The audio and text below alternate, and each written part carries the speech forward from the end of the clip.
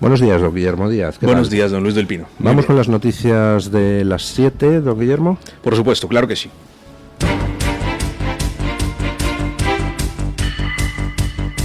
Luis del Pino es Radio Libertad. Hola, muy buenos días y cordial saludo para todos. Comenzamos con la información de este jueves 8 de mayo contándoles que el presidente del gobierno, Pedro Sánchez, ha asegurado durante su comparecencia en el Congreso que en España no hay uranio para justificar su rechazo a la energía nuclear. Sánchez defendió la necesidad de continuar con la transición hacia las energías renovables, argumentando que hay que ampliar y modernizar las interconexiones con Europa y reforzar las infraestructuras de almacenamiento y distribución. Las renovables no son solo el futuro energético de nuestro país, son nuestra única y mejor opción. Son la única manera de reindustrializar España, son la única manera de modernizar y de recuperar sectores tradicionales que son fundamentales para el crecimiento económico y el empleo de nuestro país, como es, por ejemplo, el sector del automóvil. Es la única manera de crear oportunidades en territorios de la España interior. Es la única manera de evitar la catástrofe medioambiental. Y es la única manera de construir una Europa autónoma, que no dependa del gas, del petróleo o del uranio de Rusia. Mucho hablan de las centrales nucleares y poco hablan de que en España no hay uranio y por tanto tendremos que importarlo. ¿De dónde, señorías? Esa es también la soberanía nacional de aquellos que defienden las centrales nucleares. Esta afirmación contradice los datos del sector que sitúan a España como el segundo país europeo con mayores reservas de uranio, solo por detrás de Francia.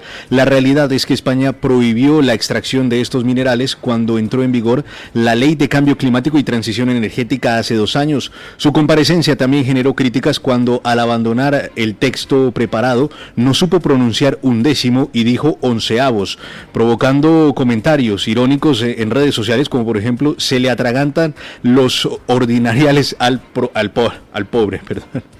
Somos el 7º contribuyente en número de efectivos y el 11avo del mundo en número de recursos destinados. El número 11, perdón. El 11avo, el número 11. No sabe decir 1/10, no me extraña que elija como portavoz a una señora que se inventa palabras como, por ejemplo, jurisprudencia. Lo de ayer de Sánchez fue un auténtico maratón de mentiras en la comparecencia en el Congreso de los Diputados. Se puso a básicamente lanzar el mensaje de que piensan continuar por la misma senda que nos ha llevado al apagón masivo, al primer apagón total de luz en España. Vamos, que no piensa rectificar. Y para argumentar su postura recurrió a toda una serie de falacias y, lo que es peor, mentiras descaradas.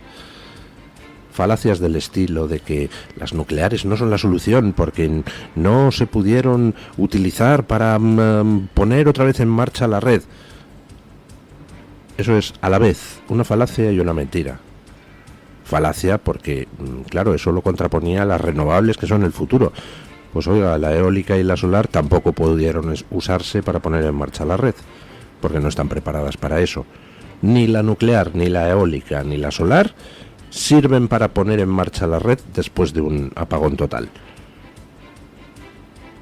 Las que sí sirven son la hidroeléctrica, que se utilizó para poner en marcha secciones de la red, la de gas, que se quema gas y da vueltas una turbina. Por cierto, eso emite CO2, las nucleares no, querido señor Sánchez. Y lo que omitió Sánchez es que si la red se pudo poner en marcha tan rápidamente si tardamos menos de una semana en ponerla en marcha, fue gracias a la energía nuclear que nos suministró Francia y a la energía de carbón que nos suministró Marruecos. Eso se le olvidó comentarlo a Sánchez. Pero la mentira más descarada fue que afirmó con todo el desparpajo que en España no hay uranio. He puesto antes en Twitter el informe del año 2020 de la OCDE donde España, pues se detallan en su página 366 las reservas de uranio existentes, que son de 23.000 toneladas de mineral de uranio confirmadas, más otras 11.000 que son estimadas a raíz de los estudios realizados, 34.000 toneladas. Con solo lo de una de las minas de uranio que estaban en estudio, se podría abastecer de uranio a las centrales nucleares españolas durante 14 años, con solo una de las minas, y son varias las que se podrían poner en marcha. Este perfecto mentiroso, este perfecto incompetente, este perfecto canalla, ayer se permitió decir que no hay uranio, cuando sí que tenemos uranio, y es él, en su ley del cambio climático del año 2021, el que prohibió la extracción del mineral de uranio. Expresamente prohibió que se realizaran más estudios prospectivos, prohibió que se extrajera el uranio que hay en las minas ya detectadas. Es decir, él prohíbe el uranio y luego con todo el desparpajo dice que no tenemos uranio. Sí, claro. Si nos lo has prohibido, ¿cómo lo vamos a tener? Levanta la prohibición y lo tenemos mañana. Vamos a ver. Si tenemos que juzgar por la comparecencia de ayer de Sánchez, donde mintió sin que le importe ya nada, o sea, este ya está pasado de vueltas. Ya le da lo mismo faltar a la verdad con toda la cara dura del mundo. Lo que transmitió es que piensa seguir por la misma senda. Y ese mensaje es muy interesante porque nos dice dónde está el origen del apagón.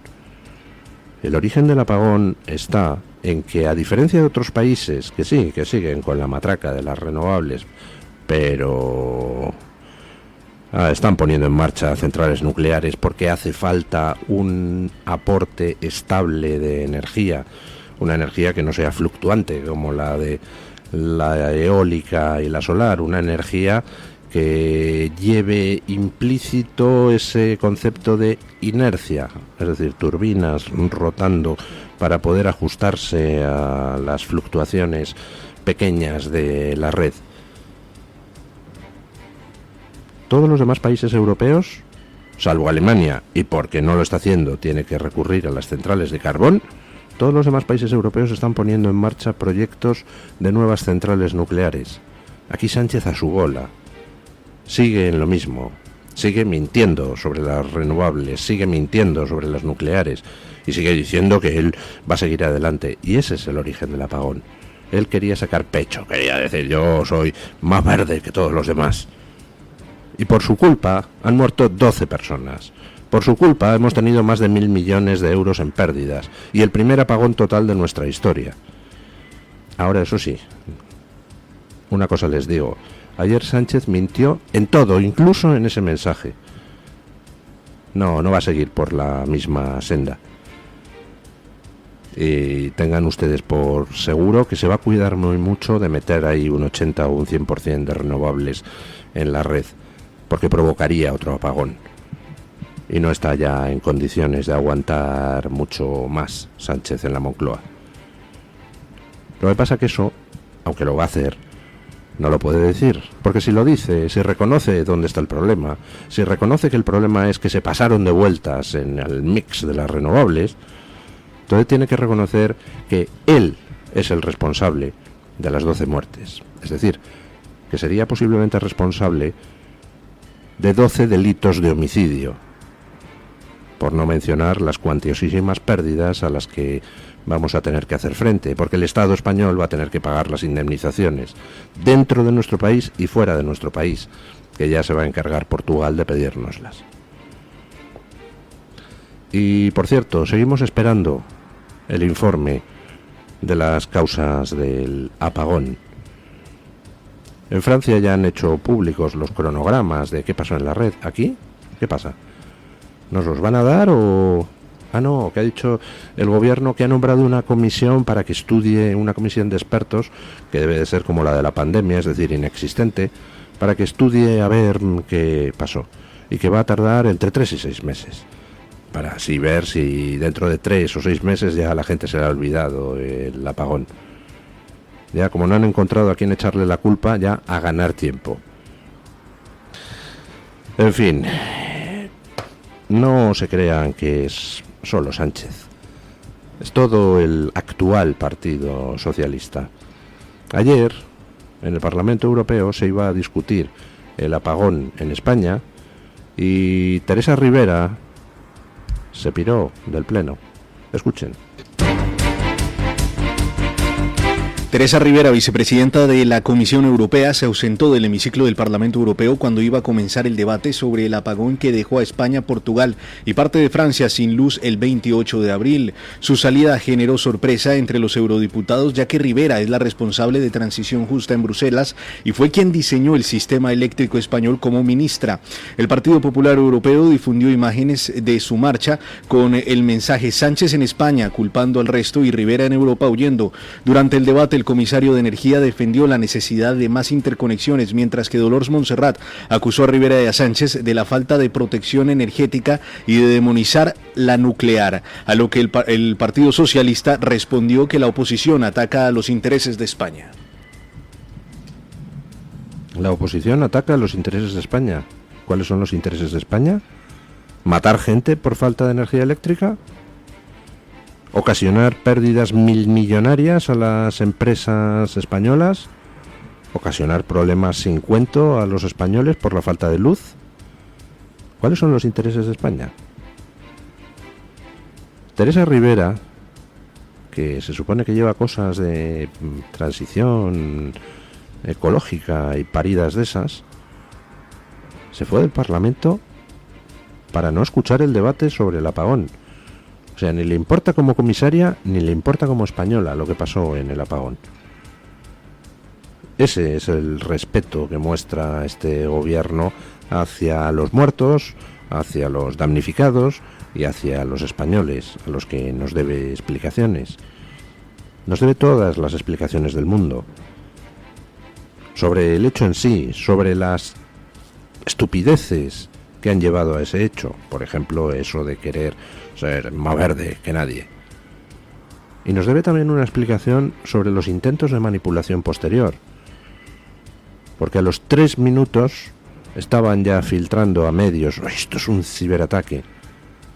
Serán mentirosos, serán buleros. Son los máximos exponentes de la manipulación y del bulo y de la mentira. Y luego, claro, necesitan perseguir a los demás para que nadie les señale sus bulos, mentiras y manipulaciones.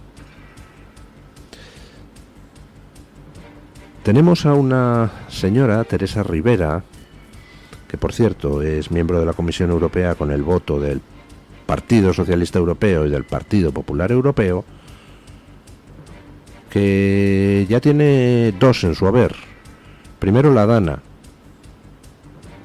Es de ella de quien al final dependían cosas como la Confederación Hidrográfica del Júcar, que parece ser que no tenía dinero para tener un sensor en el barranco del Pollo que nos informara de cómo estaba creciendo de manera descontrolada el caudal.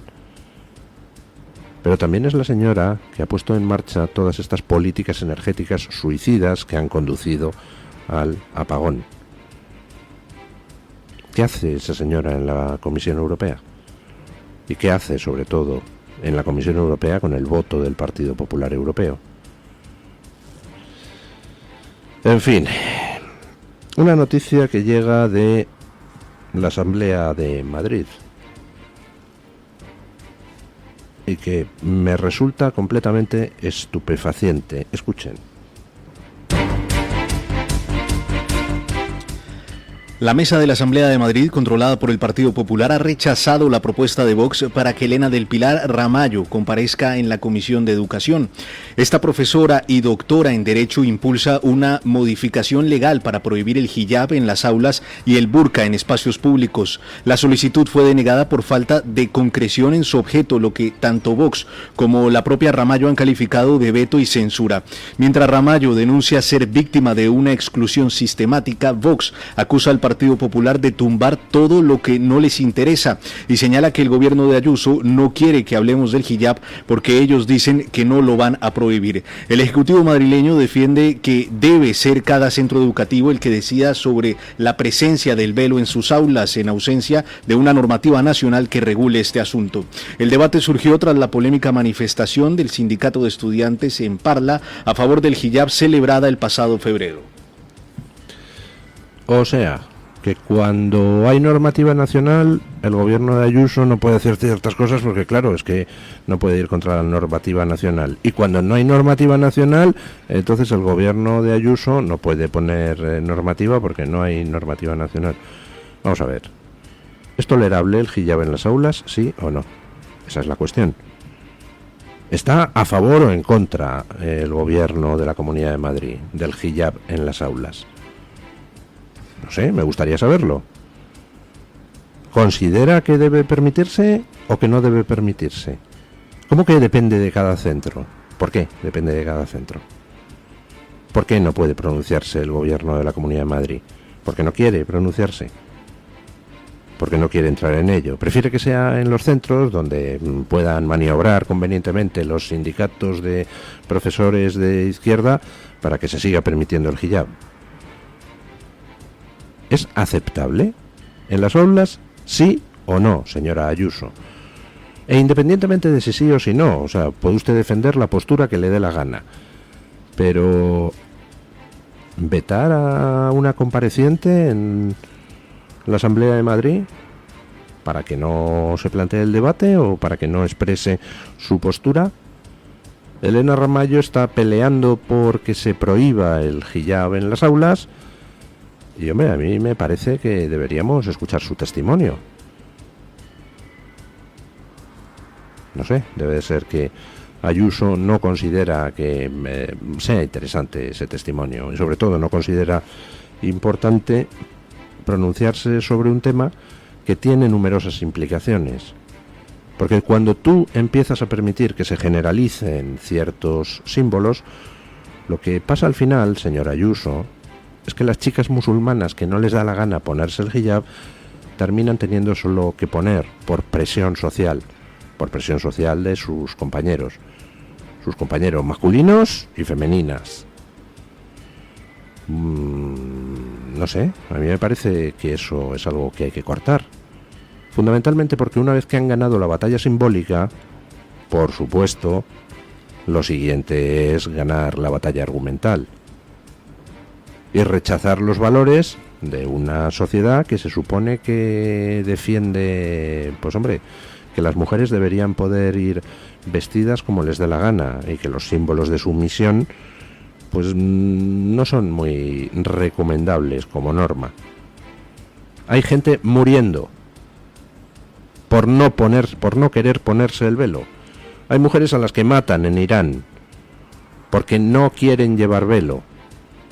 Tendría que ser una obligación de todo occidental estar en contra del velo, simplemente por solidaridad con esas mujeres. Pero no, parece que aquí vetamos en la Asamblea de Madrid a una profesora que quiere explicar por qué el hijab en las aulas es dañino.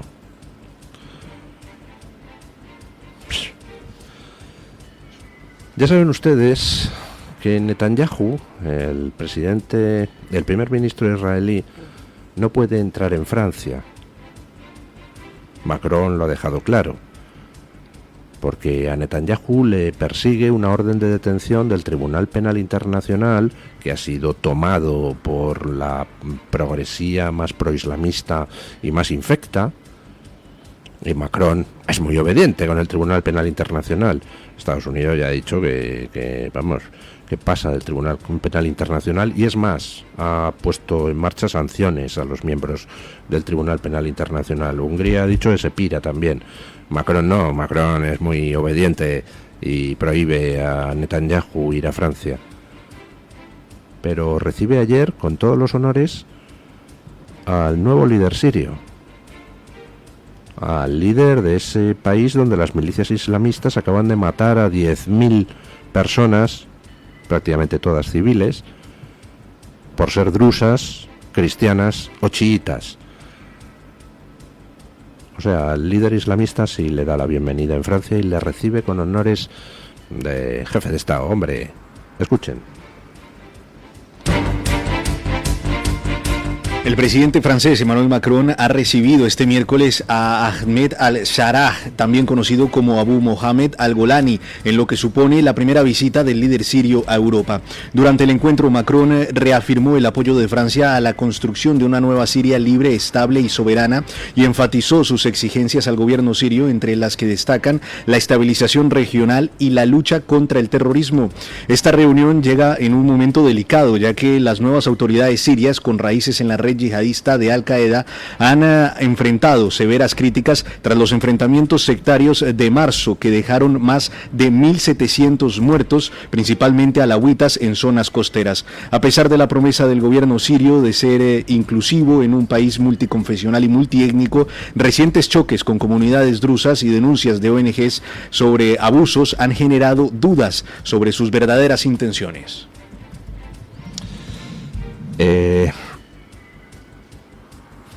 ¿Puede alguien explicar por qué las autoridades europeas, ciertas autoridades europeas, las alineadas con esa cosmovisión progre que también encarnan pues Ursula von der Leyen y Merz, el nuevo canciller alemán, y Macron, por qué esas autoridades europeas tienen ese amor por el islamismo?